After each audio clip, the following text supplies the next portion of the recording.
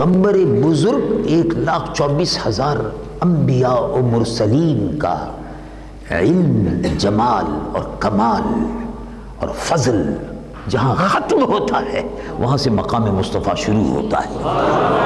یہ ہے مقام محمدی صلی اللہ علیہ وسلم. اور حضور پر نور صلی اللہ علیہ وسلم کو اسی لیے اللہ رب العالمین نے مرکز ایمان بنایا. وہ خود مرکز ایمان ہے، خود مرکز ایمان ہے، اسی لیے ان کی محبت ایمان ہے اور وہ خود مرکز ایمان ہے. ان کا شہر بھی مرکز ایمان ہے. تو سبحان اللہ، جن کا شہر مرکز ایمان ہو وہ خود بھی مرکز ایمان ہو. مرکز ایمان کا مطلب یہ ہے کہ مرکز کائنات ہے، کائنات کا مرکز ہے. پوری کائنات پوری رفتار سے سورج بھی، شمس بھی، چاند بھی، ستارے بھی گردش کر رہے ہیں اور اس گردش کا مرکز نقطہ اولی جو ہے ذات پاک محمد رسول اللہ صلی اللہ علیہ وسلم، یعنی حضور پر نور صلی اللہ علیہ وسلم مرکز ہے. ایک رفتار ہے پوری جو چل رہی ہے، ایک گھڑی ہے جو چل رہی ہے، ایک ساعت ہے جو چل رہی ہے اور یہ گھوم رہی ہے ارد گرد ذات پاک مصطفیٰ صلی اللہ علیہ وسلم کے. وہ مرکز ایمان ہے. تو حضور پر نور سید العالمین محمد رسول اللہ صلی اللہ علیہ وسلم کا جیسے شہر مرکز ایمان، یعنی حضور کے شہر کو حضور سے نسبت.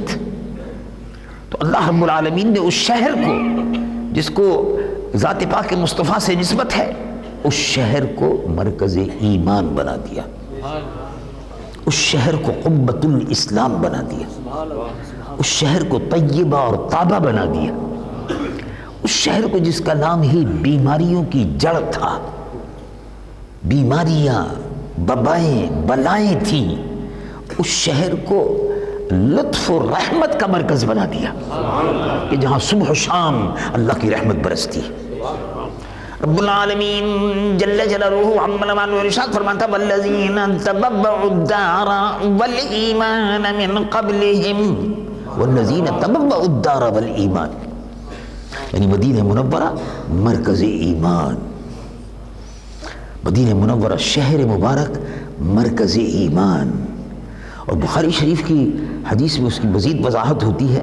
اللہ کے محبوب صلی اللہ علیہ وسلم ارشاد فرماتے ہیں ان الایمان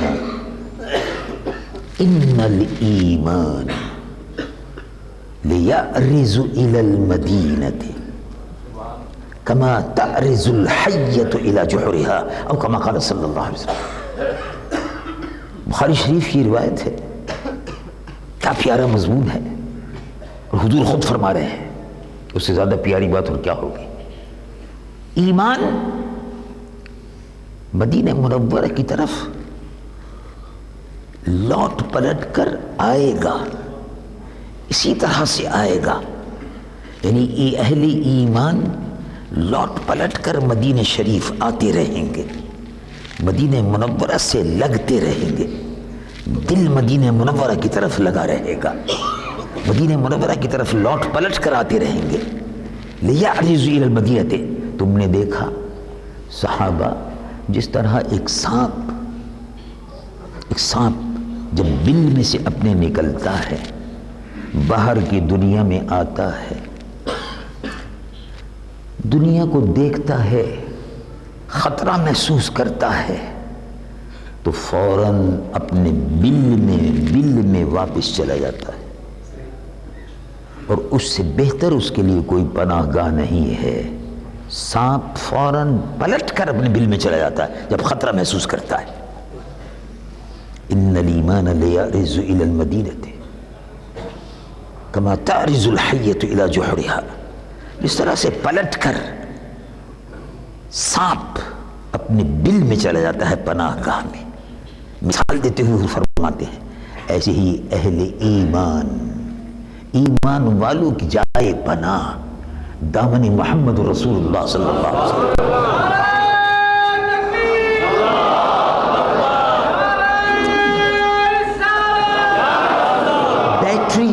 بیٹری اگر کمزور ہو جاتی ہے، بیٹری اگر ختم ہونے لگتی ہے اس کو چارج کرانا پڑتا ہے. تو اہل ایمان جب محسوس کریں کہ بیٹری کمزور ہو رہی ہے تو چارج کرانے کے لیے مرکز موجود ہے، اور وہ ہے مدینہ منورہ، مرکز ایمان. حضور کی محبت ایمان ہے. اس محبت کے تقاضے کیا ہیں؟ رسول اللہ صلی اللہ علیہ وسلم کی محبت ہے، اور بچوں سے بھی بہت زیادہ محبت ہے. رسول اللہ صلی اللہ علیہ وسلم کی محبت ہے، اور مجھے اپنے پلازے سے بھی بہت محبت ہے. رسول اللہ صلی اللہ علیہ وسلم کی محبت ہے، اور مجھے 1 کروڑ کی کوٹھی سے بھی بڑی محبت ہے. رسول اللہ صلی اللہ علیہ وسلم سے مجھے محبت ہے، اور مجھے اپنی دکان سے جس میں 1 کروڑ کا مال بھرا ہوا ہے اس سے بھی محبت ہے. اب محبت کا امتحان ہے. بھئی کس سے محبت ہے؟ شش و پنج میں ہوں. رسول اللہ سے محبت ہے. اچھا، بڑی خوشی کی بات ہے. کتنی محبت ہے؟ اللہ رب العالمین سے پوچھنا چاہیے کتنی محبت کرنی چاہیے. اسی کا حکم ہے ماں اور باپ سے محبت کرو، ادب کرو. اسی کا حکم ہے بیوی سے بھی محبت کرو، زنا سے بچو. اسی کا حکم ہے بچوں سے بھی محبت کرو. واللہ عندہ اجر عظیم، اللہ کے یہاں بہت بڑا اجر ہے. یہ فتنہ ضرور ہے، مال بھی، اولاد بھی، لیکن اللہ کے یہاں بڑا اجر ہے اگر امتحان میں پورے اترے. چنانچہ مضمون کیا ہے؟ رب العالمین جل جلالہ عما والہ ارشاد فرماتا ہے انما اموالکم واولادکم فتنہ واللہ عندہ اجر عظیم. یہ مال، یہ اولاد بڑا امتحان ہے، امتحان ہے.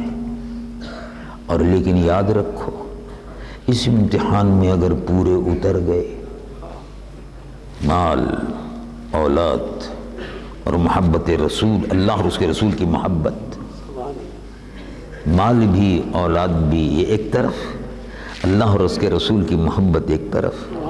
اب اگر اس امتحان میں پورے اتر گئے کہ کس کو کس پہ قربان کیا جائے، اگر اس میں پورے اتر گئے تو واللہ عندہ اجر عظیم، اللہ کے یہاں عظیم بہت بڑا اجر ہے. وہ سبحان ربی العظیم اجر بھی دیتا ہے تو عظیم، عظیم بڑا اجر عظیم ہے. اگر اس امتحان میں پورے اتر گئے تو امتحان کس طرح سے ہوگا؟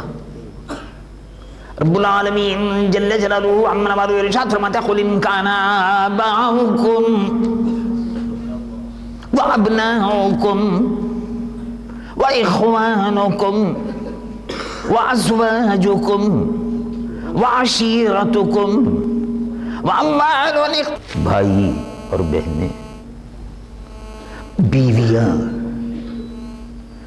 اور وہ مال جو تم نے جمع کیا ہے، اور وہ سامان تجارت کے جس کے منافع کی امید لیے بیٹھے ہو، اور وہ کھیتیاں، باڑیاں، مکانات اور یہ سب چیزیں، اگر یہ اللہ اور اللہ کے رسول سے زیادہ ان سے محبت ہے، مال سے زیادہ محبت ہے، بیوی سے زیادہ محبت ہے، اور بیٹے سے زیادہ محبت ہے، بچوں سے زیادہ محبت ہے، دکان سے زیادہ محبت ہے، پلازے سے زیادہ محبت ہے، کوٹھی سے بہت زیادہ محبت ہے، بنگلے سے بہت زیادہ محبت ہے، اللہ اور اللہ کے رسول کے مقابلے پر تو پھر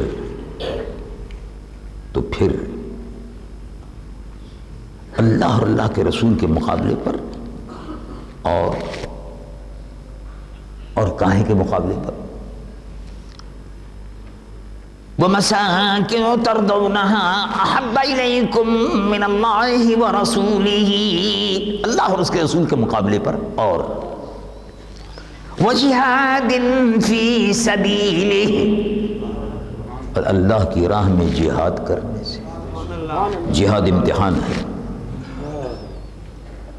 تو اگر مال کی محبت زیادہ ہے اللہ اور اللہ کے رسول کی محبت کے مقابلے پر، اگر کوٹھی اور بنگلوں سے محبت زیادہ ہے اللہ اور اللہ کے رسول کی محبت کے مقابلے پر، اور اللہ کی راہ میں جہاد کرنے سے، اللہ کی راہ میں جہاد کرنے سے، اب جہاد کی تعریف ابھی میں کرتا ہوں، اللہ کی راہ میں جہاد کرنے سے، اللہ اور اللہ کے رسول کی محبت سے اور اللہ کی راہ میں جہاد کرنے سے زیادہ مال سے، بیوی سے، بچوں سے، اولاد سے، جائیداد سے اور کاروبار سے زیادہ محبت ہے، تو فَتَرَبَّصُوا حَتَّى يَأْتِيَ اللَّهُ بِأَمْرِهِ، تو اللہ کے عذاب کا انتظار کرو۔ تَرَبَّصُوا حَتَّى يَأْتِيَ اللَّهُ بِأَمْرِهِ، یعنی پھر اللہ تبارک و تعالی عذاب کا، اس کا عذاب گرفت میں لے لے گا، پھر بچ نہیں سکتے۔ محبت کا تقاضا کیا ہے؟ محبت کا تقاضا یہ ہے کہ ہم کو تبوک میں عیسائیوں نے چیلنج کیا ہے،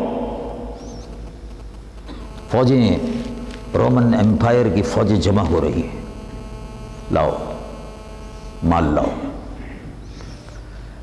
گھوڑے نہیں ہیں گھوڑے دو، اونٹ نہیں ہیں اونٹ دو، سامان سفر نہیں ہے دو، کھانے کے لیے کھجورے نہیں ہیں لاؤ، پورے زاد راہ دو، جس کے پاس جو ہے لے کے آؤ مسجد میں۔ اللہ کے رسول کا حکم آ گیا، اعلان ہو گیا، اب سب لے کر سامان آ رہے ہیں، سب لے کر سامان آ رہے ہیں۔ ابو بکر بھی اس حال میں آ رہے ہیں کہ کرتا پہنا ہوا ہے اور بٹن بھی نہیں ہے اور کانٹا لگا ہوا ہے۔ عمر بھی آ رہے ہیں، صحابہ آ رہے ہیں، چندے کا ڈھیر لگنا شروع ہو گیا۔ عثمان غنی رضی اللہ عنہ وارضاہ نے فرمایا یا رسول اللہ، مجاہدین کے لیے 1000 اونٹ حاضر ہیں۔ ابو بکر تم کیا لائے؟ کہا حضور لے آیا۔ کیا لائے؟ سب لے آئے۔ کیا لے آئے؟ سب کچھ لے آئے۔ گھر والوں کے لیے کیا چھوڑا؟ کہا اللہ اور اس کے رسول کو چھوڑ دیا۔ صدیق کے لیے ہے خدا اس کا رسول بس، پروانے کو شمع ہے عنادل کو پھول بس، صدیق کے لیے ہے خدا کا رسول بس، اللہ اور اس کے رسول کو گھر والوں کے لیے چھوڑا، یہ سامان لے آیا ہوں، مجاہدین کے لیے سامان آ گیا۔ یہ ہے مال سے محبت نہیں تھی، مال سے محبت نہیں تھی۔ ایک وقت آئے گا کہ دنیا کی قومیں جس طرح سے بھوکے دسترخوان پر ٹوٹ پڑتے ہیں، دنیا کی قومیں تم پر ٹوٹ پڑیں گی۔ اچھا، تو کہا یا رسول اللہ صلی اللہ علیہ وسلم ہمارے ساتھ ہوگا؟ کہا ایک وقت آئے گا اس امت پر، تو کیا ہم تھوڑے ہوں گے؟ کہا نہیں، تھوڑے نہیں ہوگے، بہت ہوگے۔ تو پھر انتم کا غصہ السیل، طوفان آتا ہے، سیلاب آتا ہے، جھاگ رہ جاتے، جھاگ رہ جاتے، سیلاب آتا ہے جھاگ رہ جاتے، تو تم صرف جھاگ رہ جاؤ گے۔ اس کی وجہ کیا ہوگی؟ کفر کی قومیں، عیسائی اور یہودی، ہندو، کثرت کے باوجود تم پر ٹوٹ پڑیں گے جیسے بھوکا دسترخوان پہ ٹوٹ پڑتا ہے، اور تم بے بس ہوگے، تو کیا ہم اقلیت میں ہوں گے؟ نہیں، کثیر تعداد ہوگی۔ تم کا غصہ اس سے لے، حدیث بڑی طویل ہے، میں نے مختصر سا اس کا ذکر کر لیا، اس کا متن۔ پھر کہا کہ تم موت سے ڈرنے لگو گے، موت سے محبت کرنے لگو، اور تم پر وہن مسلط ہو جائے گا۔ بل وہن یا رسول اللہ، حضور وہن کیا ہے؟ بزدلی، کم ہمتی، پست ہمتی، بزدلی، تم میں بزدلی پیدا ہو جائے گی۔ نہیں، ہندوستان بہت بڑا ہے۔ اچھا، تو کیا کرنا چاہیے؟ دانشور کہتا ہے ہندوستان بہت بڑا ہے، دانشور کہتا ہے امریکہ بہت بڑا ہے، نام نہاد دانشور کہتا ہے کہ روس بہت بڑا ہے، نام نہاد پاکستان کا دانشور جس نے آکسفورڈ میں پڑھا ہے یہ بکواس کرتا ہے کہ امریکہ بہت بڑا ہے، روس بہت بڑا ہے۔ یہ دانشور نہیں سمجھتا کہ اللہ سب سے بڑا ہے۔ اللہ اکبر۔ یہ اس مسلمان کو سبق پڑھا رہا ہے امریکہ کا، امریکہ پلٹ، لندن پلٹ دانشور۔ یہ خبیث اس طرح سے مسلمانوں میں گھس کر مسلمانوں میں بزدلی پیدا کر رہے ہیں، امریکہ بہت بڑا ہے۔ اس مسلمان کو جو صبح و شام اللہ اکبر کہتا ہے، سنتا ہے اور اس پر عقیدہ رکھتا ہے، اس کو کہتے ہیں کہ بھارت بہت بڑا ہے، امریکہ بہت بڑا ہے۔ اللہ رب العالمین فرماتا ہے کوئی بڑا نہیں ہے، میں سب سے بڑا ہوں، قادر مطلق۔ اے محبوب اعلان کر دیجئے، مکے کے جاہل بھی یہی کہتے تھے کہ ہم بہت بڑے ہیں، ابو جہل بھی کہتا تھا ہم بہت بڑے ہیں، عتبہ اور شیبہ اور ولید اور ابو سفیان بھی کہتے تھے ہم بہت بڑے ہیں، ہم سردار ہیں، ہم مکے کے سب سے بڑے سردار ہیں۔ ابو جہل بھی کہتا تھا، ہرقل رومن ایمپائر بھی کہتی تھی کہ ہم بڑے ہیں، ایران کا بادشاہ بھی کہتا تھا پرویز ہم بڑے ہیں۔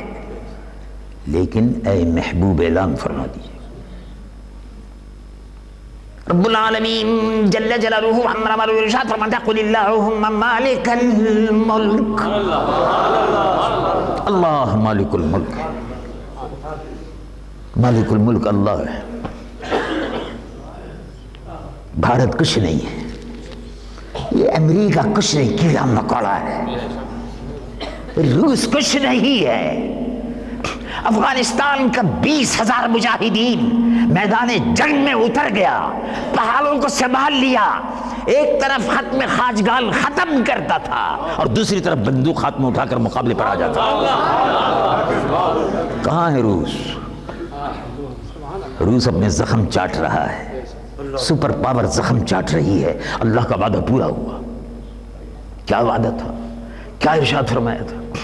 رب العالمین جل جلالہ عما ارشاد فرماتا ہے کم من فئۃ قلیلۃ غلبت فئۃ کثیرۃ باذن اللہ۔ تم دیکھو، کم من فئۃ قلیلۃ، چھوٹے سا گروہ اور چھوٹی سی جماعت، غلبت فئۃ کثیرۃ باذن اللہ، بڑی بڑی اکثریت پر اللہ نے ان کو فتح عطا فرما دی۔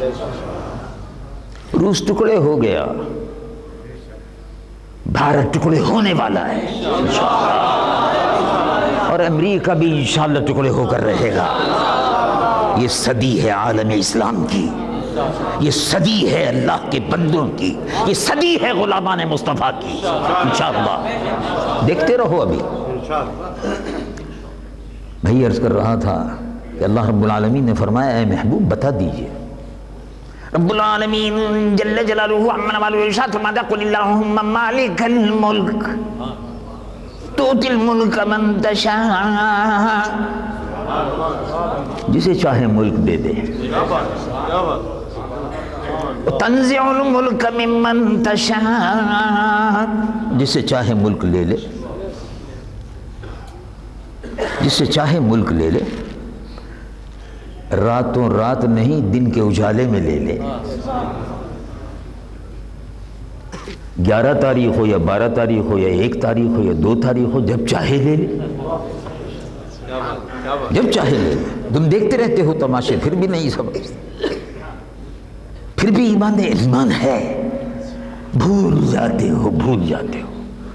اللہ مالک الملک ہے، تؤتی الملک من تشاء وتنزع الملک ممن تشاء وتعز من تشاء وتذل من تشاء بيدك الخير انك على كل شيء قدیر۔ اسی کے دست قدرت میں ہے، بھلائی خیر سب اسی کے دست قدرت میں ہے، جس کو چاہے دے اور جس سے چاہے لے لے، ملک اسی کا ہے۔ تو اللہ کے محبوب صلی اللہ علیہ وسلم نے، اللہ رب العالمین نے رسول اللہ کے صحابہ کا امتحان لیا، آؤ دو، کیا دیتے ہو اللہ کی راہ میں؟ مسلمانوں پر کم ہمتی، مال کی محبت، آخرت کا، اللہ کا خوف نکل گیا۔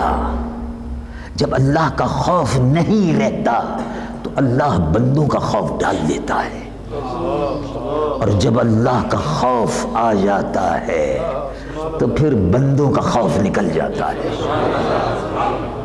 اب ہم کو خوف رہتا ہے، اسلام آباد میں بیٹھے ہوئے دانشوروں کو خوف ہے امریکہ کھا جائے گا،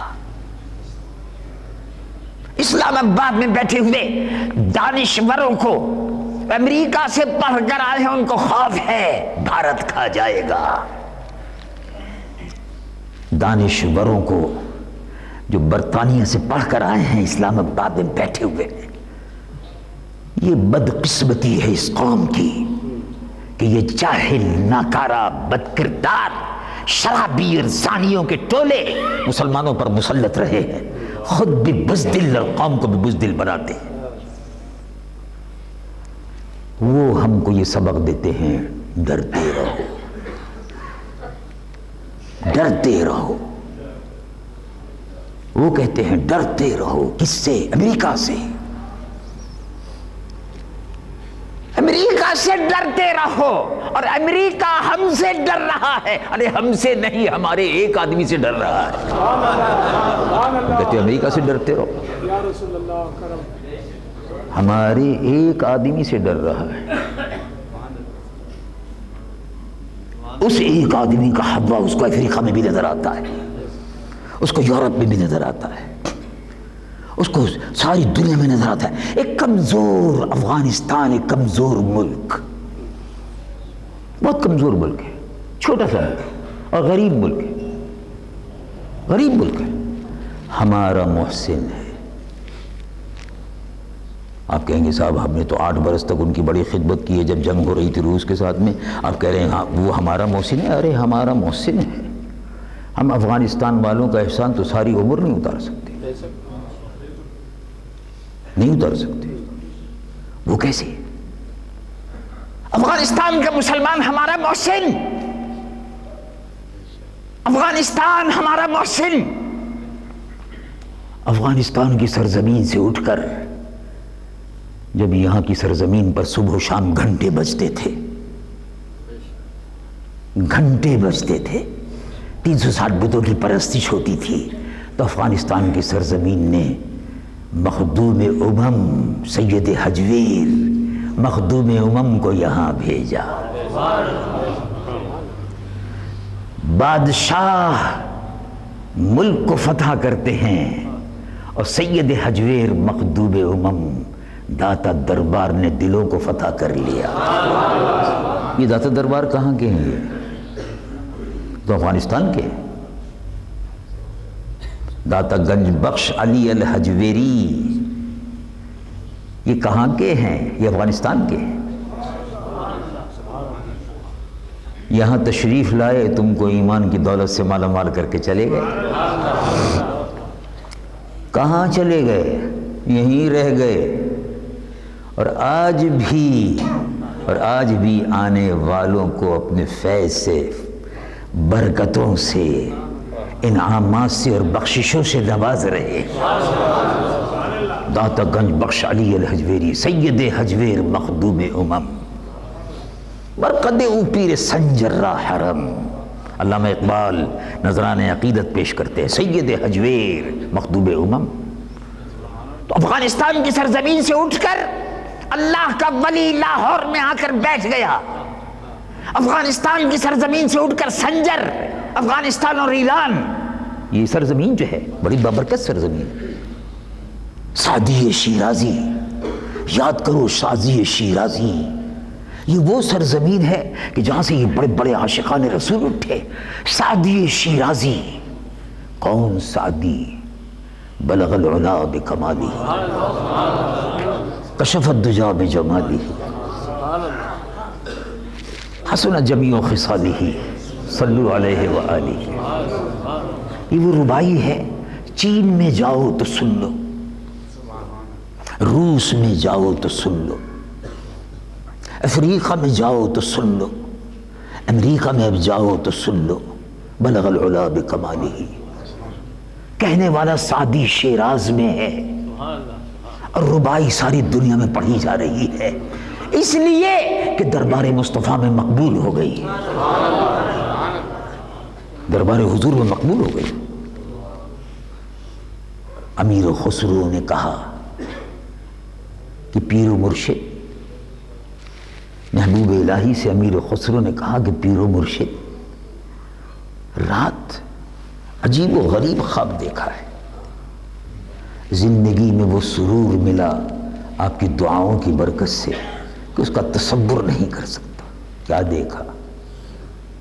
امیر خسرو نے، مرید باصفا نے کہا، پیر و مرشد محبوب الہی نظام الدین اولیاء دہلوی، رات خواب میں دیکھا ایک شہر سے گزر رہا ہوں، چھوٹی چھوٹی گلیاں ہیں، عجیب و غریب خوشبو آ رہی ہے،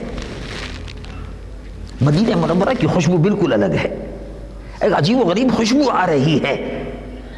آنے جانے والوں سے پوچھا یہ کون سا شہر ہے؟ یوں کہا یہ شہر محبوب ہے، اس کو مدینہ منورہ کہتے ہیں۔ ادب والے اس کو مدینہ منورہ کہتے ہیں، ادب والے اس کو مدینہ طیبہ کہتے ہیں، با ادب لوگ اس کو مدینہ طیبہ اور طابہ کہتے ہیں، بزرگان دین اس کو کہتے تھے مدینہ منورہ، مدینہ منورہ علی صاحبہا افضل صلاۃ و سلام۔ ادب والے سلف صالحین اہل سنت کے بزرگ اس شہر کو مدینہ منورہ کہتے تھے، اور ساتھ ہی یہ بھی کہتے تھے زادہ اللہ شرفا و تعظیما، اللہ اس کے شرف اور اس کی عظمت کو اور بڑھائے۔ اللہ کے ولی بزرگ اس شہر مبارک کو، مدینہ منورہ کو شہر محبوب سمجھتے تھے، جس پر صبح و شام 70,000 فرشتے نازل ہوتے تھے۔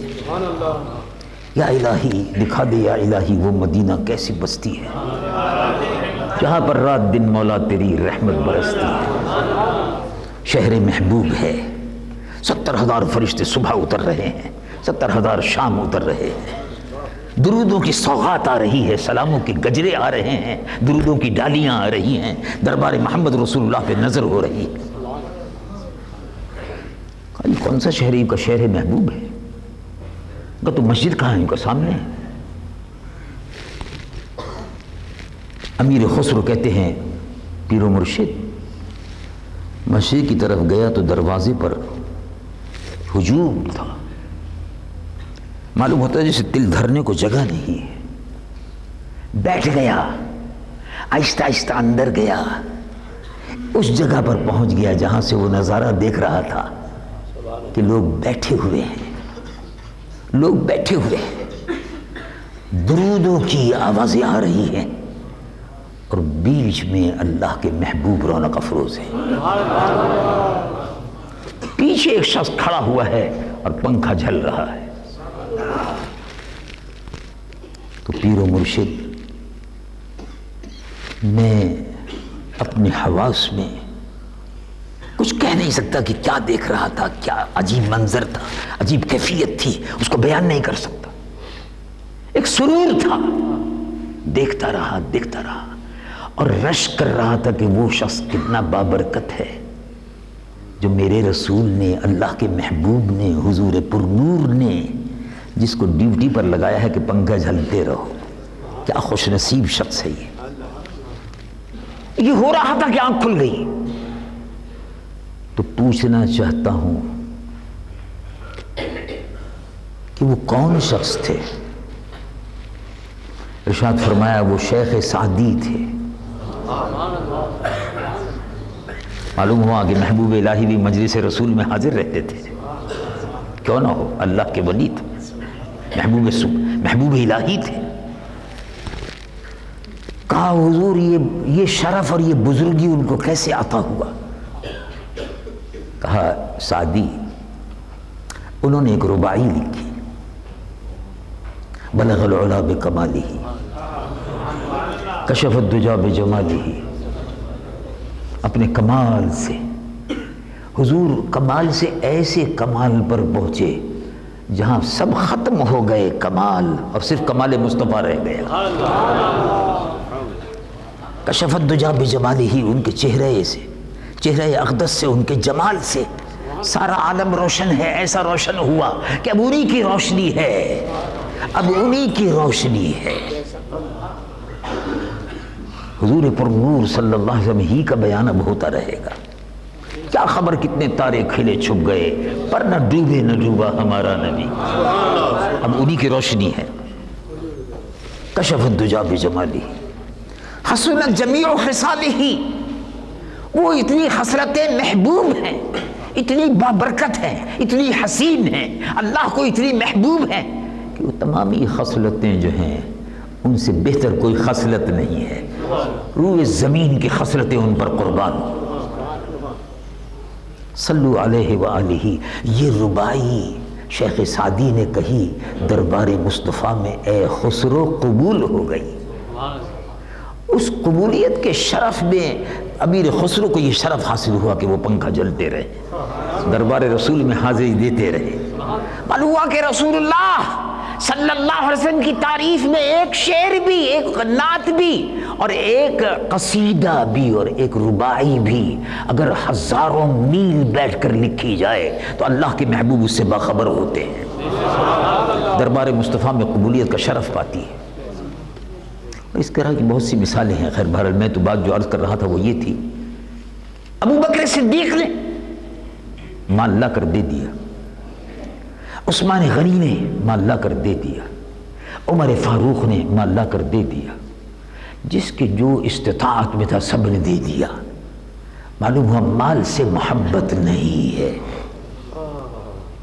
جان سے بھی محبت نہیں ہے. صحابہ کو مال سے بھی محبت نہیں تھی اور جان سے بھی محبت نہیں تھی. ایک زمانہ تھا پاکستان بننے سے پہلے لوگ ذوق و شوق سے پوچھتے تھے آ کر، کہتے تھے میرے پاس بہت زمین ہے، 3-4 مکان ہیں، میں اس محلے کی مسجد کے لیے وقف کرنا چاہتا ہوں، کس طرح سے وقف کروں؟ ایک زمانہ تھا لوگ آتے تھے کہتے تھے میرے پاس 100 ایکڑ زمین ہے اور میں اس مدرسے کے لیے اور دارالعلوم کے لیے 50 ایکڑ وقف زمین کرنا چاہتا ہوں، تو کیسے کروں؟ طریقہ بتا دیجئے، وقف کا طریقہ بتا دیجئے، اللہ کے نام پر وقف، تاکہ یہ صدقہ جاریہ مرنے کے بعد مجھے ثواب پہنچتا رہے. پاکستان بن گیا، پاکستان بن گیا. اب لوگ وقف نہیں کرتے تو لوگ پوچھتے ہیں آ کر، بعض لوگ پوچھتے ہیں کہ اب وقف کیوں نہیں کرتے؟ اب لوگ مدرسوں کے لیے، دارالعلوم کے لیے وقف کیوں نہیں کرتے جائیدادیں؟ مسجدوں کے لیے مکانات کیوں نہیں وقف کرتے؟ اس لیے کہ حرام کا پیسہ آ گیا ہے اور اللہ تعالیٰ کو قبول نہیں ہے، ان کو وقف کی توفیق ہی نہیں ہوتی. رشوتوں کا پیسہ آ گیا. پاکستان کی افسر شاہی، پاکستان کی افسر شاہی، یہ C S P officer, C S P grade, P S P officers grade, یہ ڈسٹرکٹ مینجمنٹ گروپ کا گریڈ، سیکریٹریٹ گریڈ گروپ، یہ سب کے سب بیوروکریسی الا ماشاء اللہ اس ملک کو لوٹ رہی ہے. رشوت کا پیسہ، حرام کا پیسہ کھا رہی ہے، رشوت جمع کر رہی ہے. ان کے بچے پاکستان میں ان کو پڑھنا پسند نہیں ہے. ان میں زیادہ تر لوگوں کے بچے امریکہ اور یورپ میں پڑھتے ہیں اور رشوتوں کے پیسے سے ان کی پرورش ہو رہی ہے. بہت سے تاجر سود خور، حرام خور، سود کھاتے ہیں، ذخیرہ اندوزی کرتے ہیں اور مرچوں میں، گھی میں، کھانے کی چیزوں میں اور دودھ میں ملاوٹ کرتے ہیں. وہ جانتے ہیں رسول اللہ کی یہ حدیث کہ من غش فلیس منا، جس نے ملاوٹ کی، دھوکہ دیا، ہماری امت میں سے نہیں ہے. وہ جانتے ہیں کہ جس نے احتکار کیا وہ ملعون ہے، کھانے پینے کی چیزوں کی ذخیرہ اندوزی کی ملعون ہے، لیکن وہ پیسہ جمع کرتے ہیں اور اسی طرح سے مر جاتے ہیں. ان کا پیسہ، رشوتوں کا، حرام کا پیسہ، مرنے کے بعد اولاد عیاشیاں کرتی ہے، بدکاریاں کرتی ہے. یہ جو آپ دیکھتے ہیں کہ پہلی تاریخ ہوتی ہے، نیو ایئرس نائٹ ہوتی ہے، اس پہ نوجوان تھرکتے پھدکتے سڑکوں پہ نظر آتے ہیں، جینز پہنے ہوئے لڑکیاں نظر آتی ہیں. کل گاڑی میں جیپ چلا رہی تھی لڑکی، جینز پہنے ہوئے، پتلون پہنے ہوئے، شراب کے نشے میں دھت، اور دو آدمیوں کو، نوجوانوں کو جن کی عمر 23-24 برس کے نوجوان تھے، فٹ پاتھ پہ کھڑے ہوئے تھے، ان کو مار دیا شراب کے نشے میں دھت. بڑے صاحب کی بڑی بیٹی تھی. اخبار میں آیا ہے کہ خاتون نے، ایک لڑکی نے جو شراب کے نشے میں دھت تھی، 16-17 سال کی، 18 سال کی عمر ہوگی، اس نے مار دیا. دو لڑکے فٹ پاتھ پر کھڑے ہوئے تھے، جیپ جو تھی بے قابو ہو گئی، شراب کے نشے میں بے قابو ہو گئی. کیا بات ہے یہ؟ لڑکیاں شرابی کیوں پی رہی ہیں؟ یونیورسٹی میں لڑکیاں شرابی پیتی ہیں، یونیورسٹیوں میں لڑکیاں سگریٹ پیتی ہیں، یونیورسٹیوں میں لڑکیاں چرس پیتی ہیں، ہیروئن پیتی ہیں. یہ کون لوگ ہیں؟ یہ کون لڑکیاں ہیں؟ یہ ان افسروں کی بیٹیاں ہیں، ان سیاست دانوں کی بیٹیاں ہیں، ان جرنلوں کی بیٹیاں ہیں، فوجیوں کی، کہ جن کے پاس حرام کا پیسہ آ گیا ہے، جو رشوتوں کا پیسہ ہے، اس قوم کا خون چوسا ہے. وہ حرام کا پیسہ وہ اپنے بچوں کو کھلاتے ہیں، وہی حرام کا پیسہ شیطان اس میں گھس جاتا ہے، وہ پھدکتا ہے، شراب مانگتا ہے، چرس مانگتا ہے، اس لیے کہ حرام کا پیسہ حرام میں خرچ ہوتا ہے. مال حرام بود بجائے حرام رفت، حرام کا پیسہ حرام میں ہی جاتا ہے. شیطان یہی کام ان سے کراتا ہے. تو اس وقت ملک کی جو صورتحال ہے اس میں ذرا سوچو کہ پاکستان میں امریکہ اور اسلام دشمن قوتیں اور بھارت مل کر افغانستان کو ختم کرنا چاہتے ہیں، افغانستان کے بعد پاکستان کو بھی ختم کرنا چاہتے ہیں. لیکن اگر مسلمان قوم بزدل رہی کوئی بات نہیں.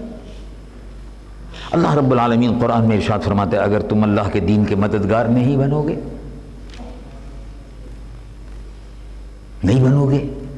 بدقسمتی ہے. پھر کیا ہوگا؟ ہم بدل دیں گے، دوسری قوم پیدا کریں گے، وہ ایمان والی ہوگی اور وہ پھر دین کا دفاع ایسا کرے گی کہ پھر دین پر غالب آئے گی اور روح زمین پر اللہ کا کلمہ بلند ہو کر رہے گا. یہ بھی فرما دیا قرآن مجید و فرقان حمید میں.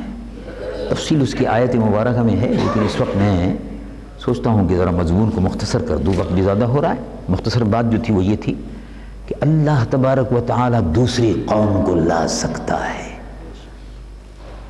ہلاکو خان اور چنگیز خان کے زمانے میں مسلمان عیاش ہو گئے، راتوں کو رنڈیوں کے ناچ دیکھتے تھے، جیسے آج کل افسر شاہی کے لوگ بدکار ڈی ایس پی اور ایس پی اور کمشنر، یہ بدکار قسم کے جو ان میں ہوتے تھے، راتوں کو بیٹھتے تھے، عیاشیاں کرتے تھے اس زمانے کے کمشنر اور ڈی سی اور ایس پی۔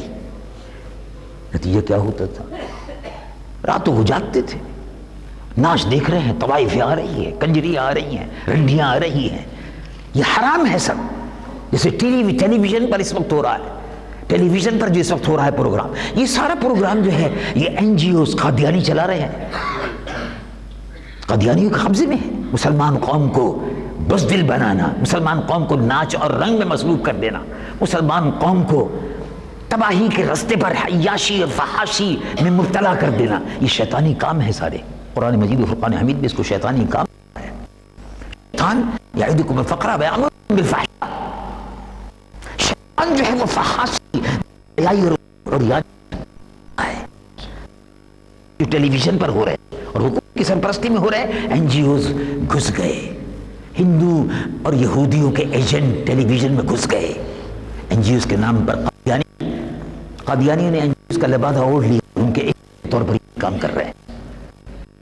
فحاشی اور یعنی قوم بے پھر ہوگا۔ عباسی سلطنت 600 سال کی سلطنت تھی، قدیم ترین سلطنت۔ سیدنا عبد القادر جیلانی منبر پر خطبہ دیتے تھے، عباسی